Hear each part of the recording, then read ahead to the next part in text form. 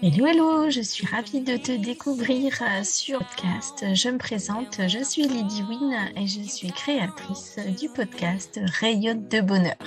Sur ce podcast, tu vas trouver plein de motivation, de développement personnel et notamment des clés pour te sentir bien, te sentir mieux avec de nombreux témoignages ou partenariats. Bonjour à vous et bienvenue sur un nouvel épisode de podcast. Aujourd'hui, j'ai la chance de recevoir Clotilde qui va être avec nous pour nous parler des arbres. Bonjour Clotilde. Bonjour Lydie. Alors, je suis ravie de t'accueillir et donc, eh bien, je vais te laisser te présenter à notre communauté. Merci Lydie. Merci pour ton invitation. Alors, je suis Clotilde Roland. Je vis à côté de Nantes. Je suis guide de sylvothérapie. J'interviens sur tout le département de Loire-Atlantique et puis les départements limitrophes. Je suis aussi formatrice et rédactrice.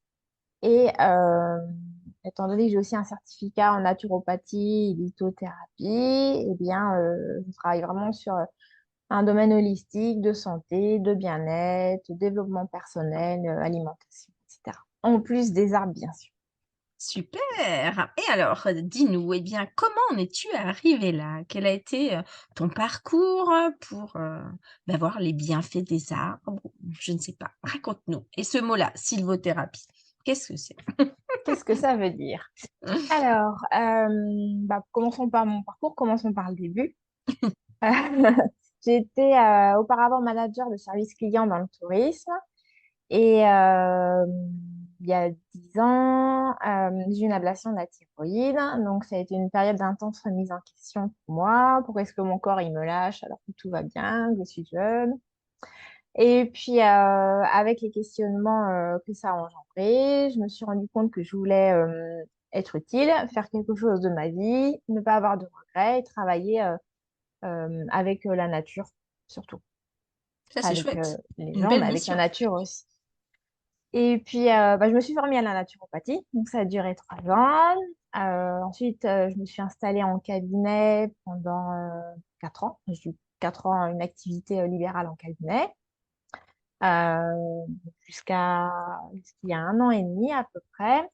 Et parallèlement à ça, j'ai développé une activité de rédaction web à côté, puisque j'avais de plus en plus de demandes en fait pour écrire, et également en formation.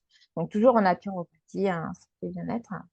Et je me suis aussi formée à la sylvothérapie pour que les personnes aillent un peu retrouver leur moi d'origine avec les arbres, et puis également pour être, comme je dis, le porte-parole des arbres, c'est-à-dire les montrer en quoi ils peuvent nous aider, montrer que leur mode de vie, en fait, leur fonctionnement est aussi un bon exemple à prendre. Et, euh, et voilà. Et essayer de recréer un lien comme ça entre les deux règnes. Alors justement, tu vas nous aider sur tout ça parce que nous, on ressent des belles sensations quand on se promène dans un parc, dans une forêt ou autre. Mais peut-être qu'il y a des techniques à faire ou des moyens d'aborder cette nature qui est là et on ne s'y prend peut-être pas très très bien ou on ne sait même pas nous-mêmes quoi.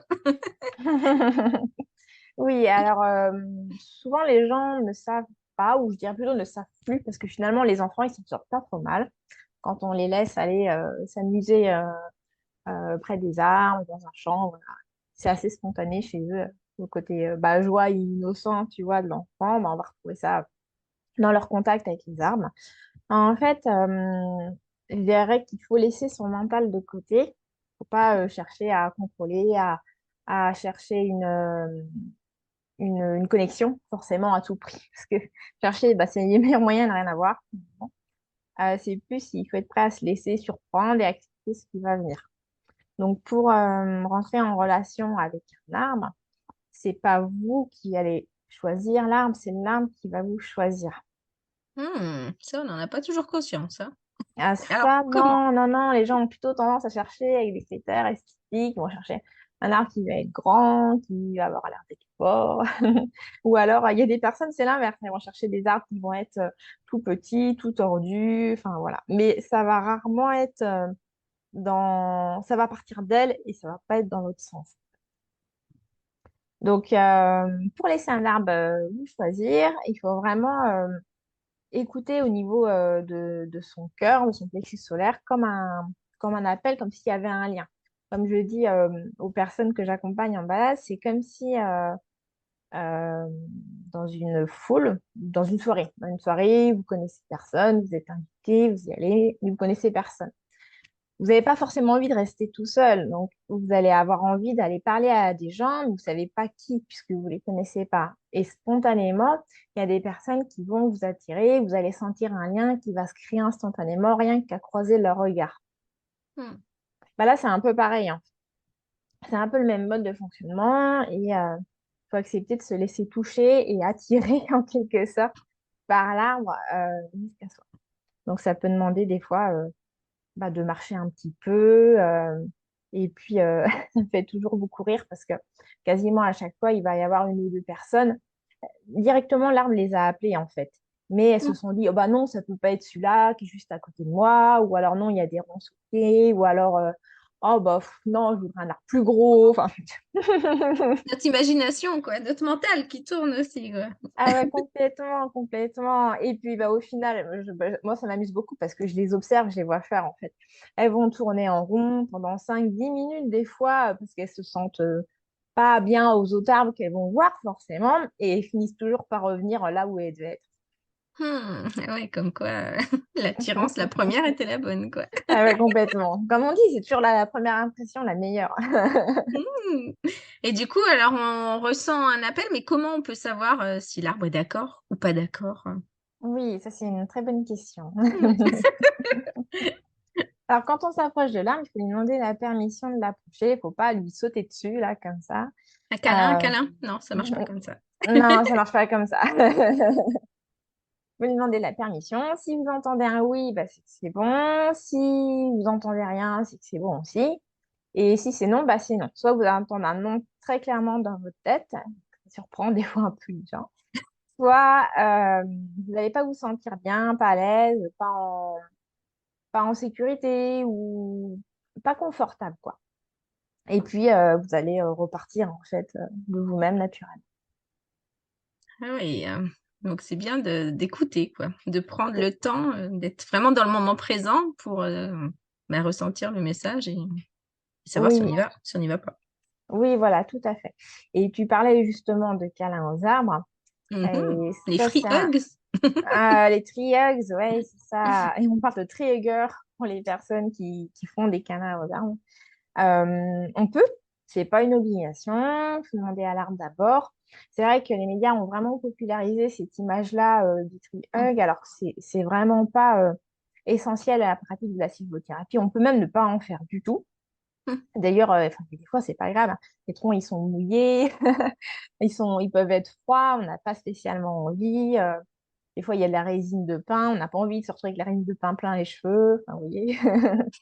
Donc, c'est vrai que c'est pas essentiel. Si on en a vraiment envie, que l'arbre est d'accord, ok, il n'y a pas de problème, c'est un super beau moment de connexion, de partage. Et il y a des personnes pour qui c'est extrêmement réconfortant de pratiquer le tree hug, mais on peut aussi se mettre dos contre l'arbre. Ça fait du bien au niveau de la colonne vertébrale pour favoriser l'ancrage en fait au sol. Ça peut être Mmh. également d'être juste assis, à contempler autour de soi, être à l'écoute, ou ça peut même être un peu à l'écart de l'arbre, en étant face à lui, et du coup, en le regardant en face et en s'inspirant de lui, de son port, de son énergie. Voilà. Ah, c'est génial, et ça permet, beaucoup de bienfaits, hein, pour, la santé, de faire, Oui, oui, d'utiliser oui, cette il y a pratique. eu énormément d'études qui ont été réalisées, notamment par des Japonais, puisqu'ils sont vraiment Mmh. précurseurs. Donc, quand je dis énormément, c'est plus d'une centaine d'études, hein, Ouais, qui on n'en existent. est Ils pas sont là dessus. disponibles sur Internet via Google Scholar. Alors, elles sont toutes en anglais, mais elles sont disponibles. Donc, ça... Alors, la sylvothérapie, les bains de forêt ont plusieurs bienfaits sur le corps, physiquement déjà. Notamment, ça fait baisser la tension artérielle des participants. Ça dure pendant plusieurs heures à plusieurs jours après la séance. Euh, les personnes se sentent moins stressées, ont une meilleure humeur. Ça améliore aussi l'équilibre de se déplacer en extérieur, la perception des lieux, l'orientation. euh, Ça va faire baisser la glycémie. Donc ça, c'est intéressant pour Mmh. les Les personnes qui diabétiques. Ouais, exactement. Et ça, tous les types de diabète, hein. Type 1 ou type 2, voilà. Ça aide à contrôler la glycémie, ça aide aussi à contrôler le rythme cardiaque. Hmm, ouais. Et enfin, ça booste le système immunitaire. Donc ça, c'est principalement grâce à l'action des phytoncides. Les phytoncides, c'est des molécules aromatiques qui circulent dans l'air, en fait, qui sont transmises par les arbres. Alors, plutôt les forêts riches en résineux et avec un peu de feuillus également, et les forêts qui sont lumineuses. Si le milieu forestier est trop humide et trop sombre, il y a moins de phytoncides. Hmm, Voilà. d'accord. Et donc, ça, c'est vraiment très, très, très bon. Ça euh, accroît vraiment les performances de notre système immunitaire. Et puis, c'est une action aussi antivirale, antibactérienne, pas comme les huiles essentielles, en fait. Et forcément, ça peut que nous aider à combattre les méchants virus de l'hiver. Et l'avantage aussi, c'est qu'il n'y a pas de limite d'âge. Non, Il n'y a voilà, pas de c'est ça. contre-indication. Il n'y a pas de contre-indication, il n'y a pas de limite d'âge. Alors évidemment, avec les petits-enfants, on va faire des Hmm, sorties adaptées à leur niveau parce que leur attention, elle est beaucoup plus limitée dans le temps. Ça va être une demi-heure, une heure, et c'est déjà très très bien. Et puis sur des petites choses à leur portée et aussi. ouais. Observer les mousses, regarder les couleurs des feuilles, leur dentelure, ça c'est déjà de la sylvothérapie. Quoi. Hmm, hmm. Ouais, mais Mm. c'est bien, c'est que ça s'adapte à tout le monde. Ah, D'accord. bah, complètement, à tous les Hmm. publics, personnes en situation de handicap, personnes âgées. Après, il faudra juste vérifier lors de la sortie qu'il y ait des bancs pour pouvoir s'asseoir, que ce soit praticable. Normalement, une bonne forêt de sylvothérapie ou un bon parc, c'est pas un endroit où on doit faire un trail, hein. C'est vraiment des sentiers agréables, il y a des pentes douces, voilà, que ce soit vraiment praticable pour tout le monde. Il faut que ça amène cet état de bien-être et de zen très japonais pour aussi que ce soit bien. Hmm. Et toi, aujourd'hui, eh bien, tu es formatrice, hein, donc Oui, c'est ça. Mm. tu accompagnes pour Oui, pouvoir développer cette belle solution mieux-être. oui, je suis formatrice professionnelle pour adultes et donc j'ai une formation de sylvothérapie hein, à mon compte qui dure 5 jours à Nantes, donc en Loire-Atlantique, où j'emmène les stagiaires sur des parcs nantais, donc sur 3 parcs, parce que 3 parcs, 3 ambiances. Eh oui. Et les parcs aussi sont parfois mieux qu'en forêt. On est un peu moins seul et moins isolé. On a peut-être moins la peur Voilà, de c'est ça. l'inconnu. C'est exactement ça. C'est plus confortable pour les participants d'aller explorer un petit peu les recoins du parc que si c'était en forêt où les gens ont peur de se perdre, où il y a toujours un peu des bruits bizarres, qui sont en fait des bruits complètement normaux d'une forêt vivante, un animal qui part dans les fourrés, des branches qui grincent, enfin voilà. Et ça On réveille appréhende. des peurs archaïques du grand méchant loup. Dans les parcs, on n'a pas ce problème-là. Et donc voilà. Et puis en plus, dans les parcs, c'est intéressant au niveau enseignement parce qu'il y a plus d'essences d'arbres différentes qu'en forêt où les peuplements sont moins variés en fait. Donc c'est pour ça que moi j'aime bien travailler dans les parcs, c'est confortable pour ces raisons-là. Il y a un parking, il y a des toilettes. Donc c'est bien, tu lis un peu de théorie et surtout beaucoup de pratique, quoi. Voilà, c'est ça. Il y a un petit peu de théorie. Après, je donne aussi pas mal de pistes de lecture pour approfondir. On ne fait pas que de la théorie. Ce serait pas que ce serait pas intéressant, mais ce serait fatigant. Et puis, c'est pas le but. Le but, c'est d'expérimenter, c'est de pratiquer, c'est ressentir déjà en nous ce que procure la sylvothérapie pour ensuite pour pouvoir proposer ça à du public. Et puis, on fait énormément d'activités créatives et ludiques qui après vont servir en fait de base de travail pour les futurs guides pour eux aussi créer des sorties en fonction du type du public. Là, on parlait tout à l'heure des enfants ou des personnes âgées. Ben voilà, pouvoir proposer des activités à leur niveau. Hmm. Ça c'est bien, ouais. Ça s'étend pour tout le monde, quoi. Et C'est ouais. l'idée, oui. Non, c'est bien parce qu'après, on peut enseigner, chacun peut trouver vers quelle personne se tourner en fonction de sa sensibilité. Et c'est ça Oui, qui est voilà, chouette. c'est ça, c'est ça. Mm. Il n'y a pas une façon de pratiquer la sylvothérapie, c'est pas codé, c'est pas normé. Certaines personnes le regrettent peut-être un peu. Moi, je trouve que c'est bien parce qu'après, en fonction de notre sensibilité de professionnel, on peut amener ces autres outils, par exemple, Ça peut être du yoga, ça peut être de l'énergétique, ça peut être de la botanique pure, ça peut être, j'ai une participante à l'automne qui est photographe professionnelle. Donc voilà, ça peut être vraiment très, très, très varié. Et après, on amène qui on est aussi dans l'organisation des sorties. Ça laisse vraiment une certaine liberté. Ouais, complètement. Ouais, ouais. Bah, heureusement. Mais heureusement, Heureusement ouais, que la nature est encore un espace de liberté. et c'est Un pas petit peu, quoi. psychorigide, quoi. Voilà, c'est que, voilà, il y a des bases au départ, hein, mais après, chacun, eh bien, fait son petit moule à sa sauce, et ça, c'est ce qui Voilà. fait son unicité, quoi. Voilà, c'est ça. Moi, j'enseigne les origines de la sylvothérapie, les bienfaits qu'on peut observer, comment préparer une balade, comment conduire un groupe. Parce que Hum. ça, c'est particulier, ça ne s'invente pas. Il y a quand même un petit peu une méthodologie sur ça, voilà, la sécurité. Et puis, après, j'essaie de vraiment libérer la créativité des participants et les aider à entrer en connexion, à apprendre à rentrer en connexion avec les arbres pour ensuite pouvoir être capable de le refaire. Ça, c'est bien. C'est que derrière, c'est pas juste pour apprendre. Derrière, eh bien, on peut pratiquer et on a compris le pourquoi du comment et on avance. Voilà, Hum. voilà, c'est ça. Tout à fait. Bah, d'ailleurs, le dernier jour de la formation, je demande à chaque stagiaire de présenter un exercice de son invention au reste du groupe. Bah oui, Ah, ah, c'est la méthode d'évaluation des acquis déjà, de fin de formation. Et aussi, bah, comme ça, chaque personne repart en ayant au moins créé un jeu à elle, un exercice. Et ça, bah, c'est rassurant pour se lancer, pour organiser la première balade. On sait que, bah, ok, j'ai fait la formation, mais avec ce que j'ai vu en formation et puis le jeu que j'ai présenté au reste du groupe, j'ai déjà de quoi largement faire une balade de 2 heures et en fait, réellement faire plusieurs balades de 2 heures. hum. Donc après, normalement, Il y il a n'y a tous plus les qu'à. outils. Ouais, c'est Voilà, ça. c'est ça. Il n'y a plus qu'à mettre en pratique, voilà, et pas faire syndrome de l'imposteur en disant j'ai ça, mais maintenant, je sais pas. Non, il y a Voilà, tout, c'est il faut se ça. lancer.